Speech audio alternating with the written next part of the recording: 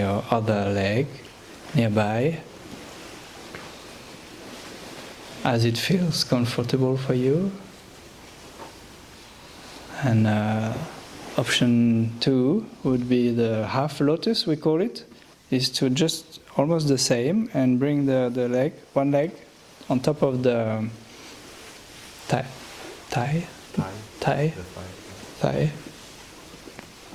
like this.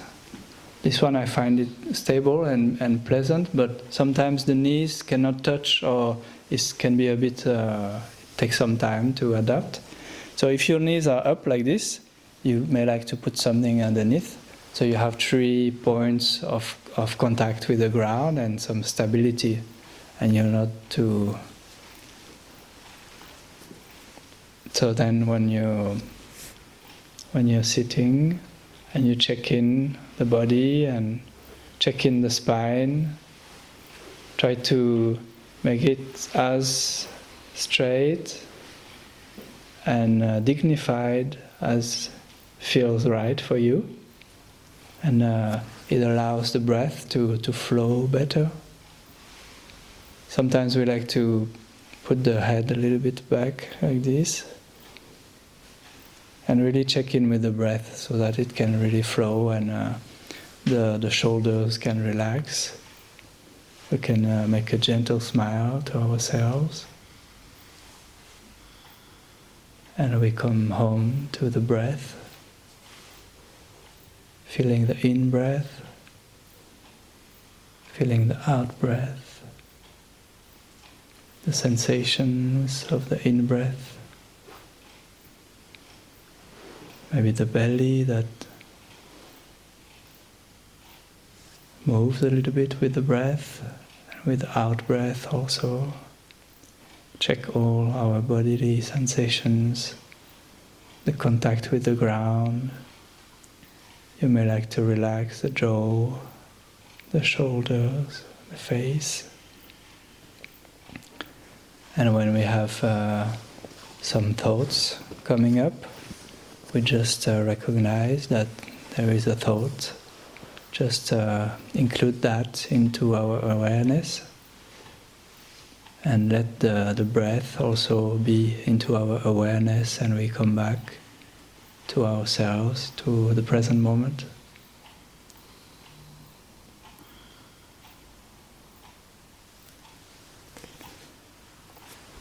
Maybe I'll show you one more posture, which is called Japanese. I don't know if they really, I think they do sit like that in Japan. Both knees are on the side of the cushion, and usually this one takes a little higher cushion. You can put it vertical sometimes.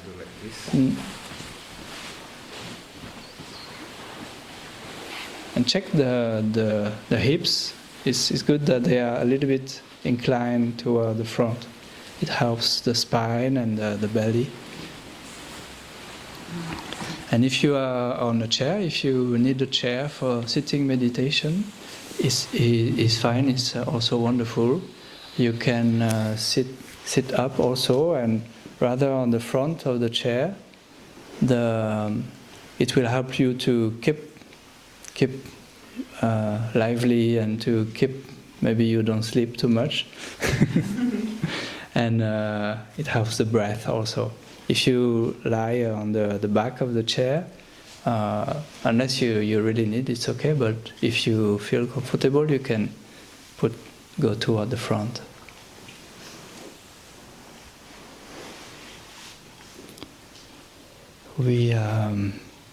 So sitting meditation is one aspect, and we also enjoy very much in Plum Village. We enjoy the practice of walking meditation, and this takes many different forms. Sometimes we do very slow, like one step, one in breath, one step, one out breath. This is very, very slow. And sometimes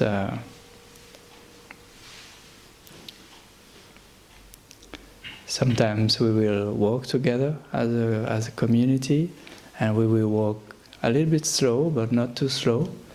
And that's the formal time for walking meditation together.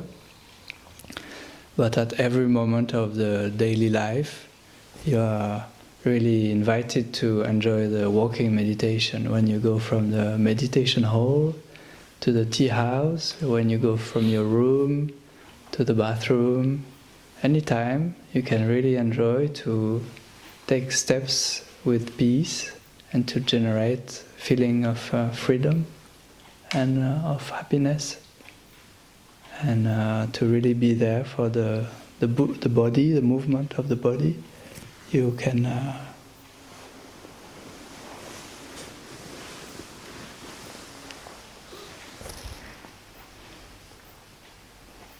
let the mind arrive in each step. Each step is kind of calling me down there and calling all my thinking as dissolving into the sensation of my feet touching the ground. And we can cultivate the gratitude for Mother Earth and for all beings and the land that is underneath us. And depending on how we feel, sometimes it's helpful to take care of difficult emotion. Like if we have anger or sadness, we can allow it to be recognized, to be seen, to embrace it with each step and each breath. And we can also kind of massage it with the steps. Massage my sadness with kindness.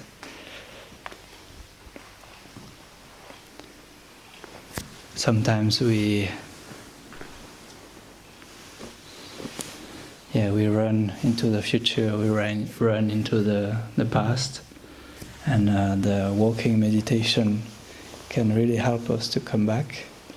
And we walk a lot in the day. That's probably one of our most main activities of the day. So if you really invest your heart and your practice when you are here, then it's something that you will carry with you at home. And you can also,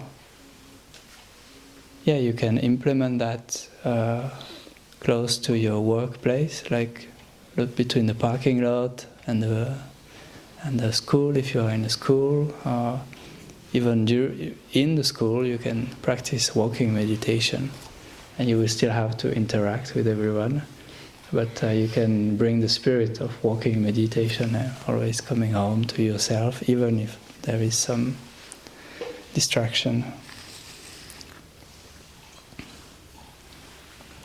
So those are two practices to cultivate mindfulness in our life. And as we know, there are many things that we do in a day that includes brushing our teeth, going to the toilets, taking a shower, and so on, washing the dishes, cooking, everything. So whatever you do here is an invitation to do it with mindfulness and with peace. And we will also have some sessions of service meditation where you're invited to help a little bit the community to maybe wash up or anything that will be asked. And there you know that any tasks that you will take on, you have no boss, no director, no deadline, no curriculum to fit. You are free. So even if you don't finish, no one will say anything. You can just enjoy doing it and learn to really do it in a peaceful way, in a way that is your body and mind are in harmony together. So it's a real challenge because we have automatic pilot, very strong, and it comes back.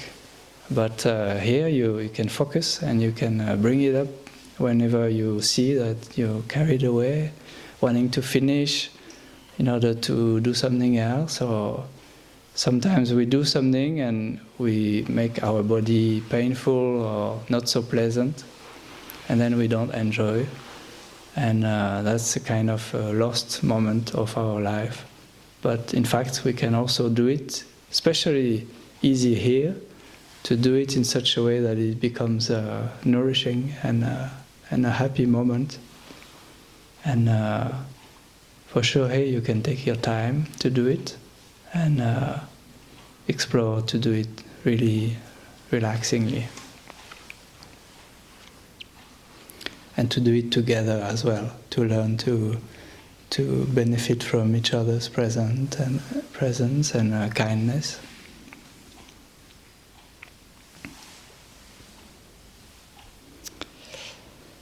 We'll have the eating meditation like we had already this evening, and mindful meals. The breakfast will be in silence every morning.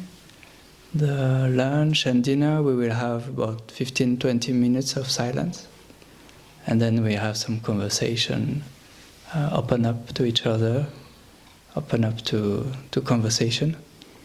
And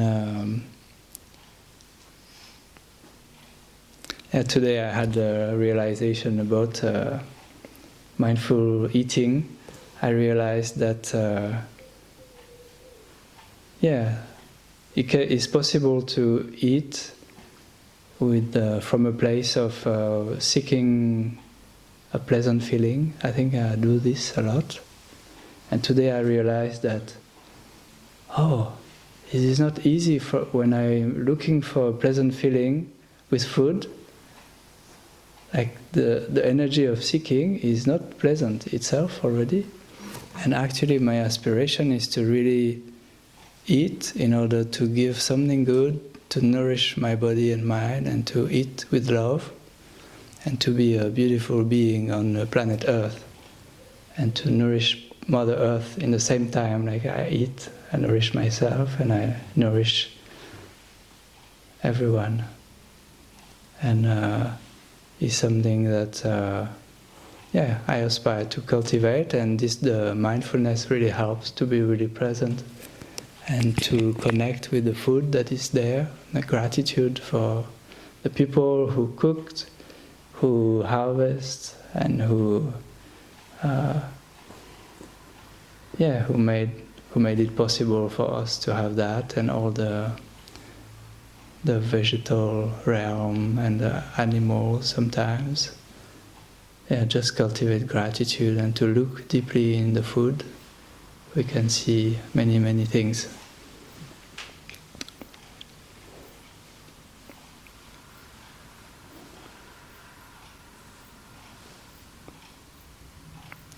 If you would like to take a chance while you are here to let go and release your electronic gadgets, it's a very good opportunity, unless you have very important, something very important, family or work. But if it's not very important, you're really encouraged to just let it aside, and you don't even need to look at it. But if you really need to, you can make a call maybe from outside. It would be better, so we don't trigger everyone want to do it. But if you feel like it can be very nice to let go for a while, detox a little bit, and enjoy. Thank you for listening, dear friends. I wish you a wonderful retreat. I'll let you continue, brother. Noble silence too. Yes. So I will be the last one about noble silence. So noble silence is not silence. What is the difference between silence and noble silence? So silence is just like, you have ever enjoyed silence, just silence, or there are silence that is very frightening, or there are silence that is very loud also. Like when you are arguing with someone and you don't want to talk to that person in the car.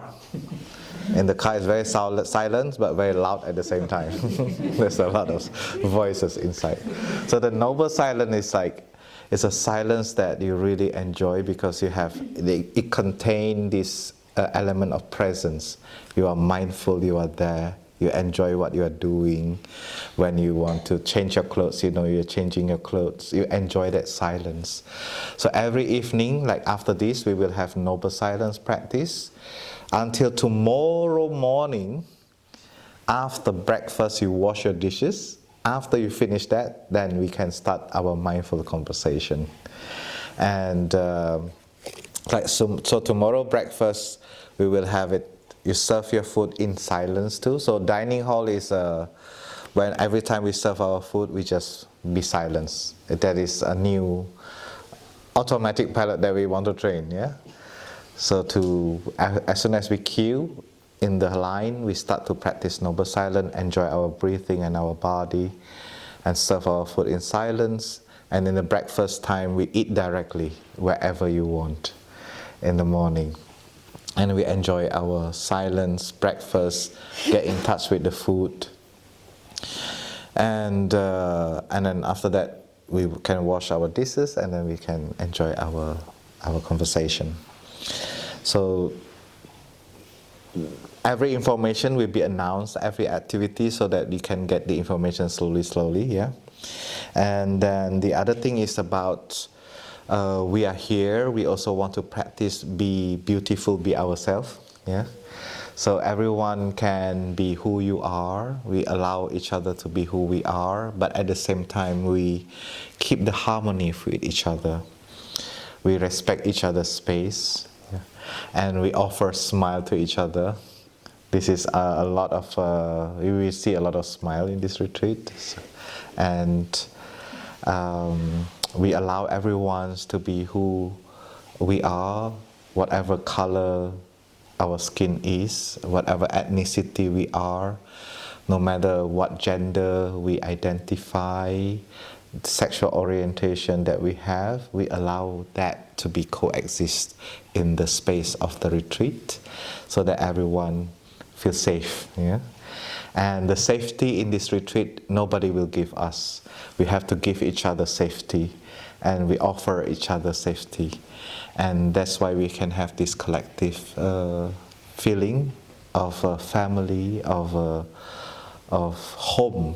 This is something that we want to create.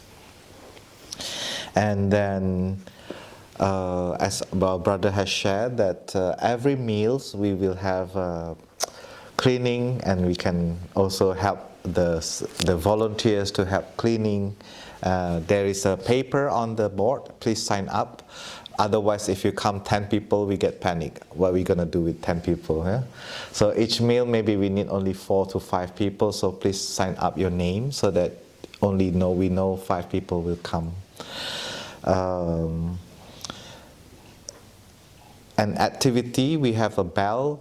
Most of the bell is 15 minutes before the activity, so please be on time so that we can start the activity on time too. Yeah. So when we hear the bell, it's the time to let go any conversation, any things that you are doing, and bring your body to the activity. Okay. Sleeping. So if we cannot sleep, don't get panic. Yeah.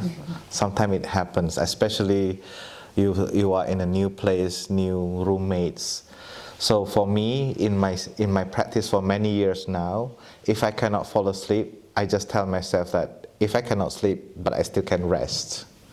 So instead of trying to sleep, I just rest directly. Because if I'm resting for 5 hours, 6 hours, that's a lot of rest. Yeah. But if I get panic, then I get panic for 5 hours.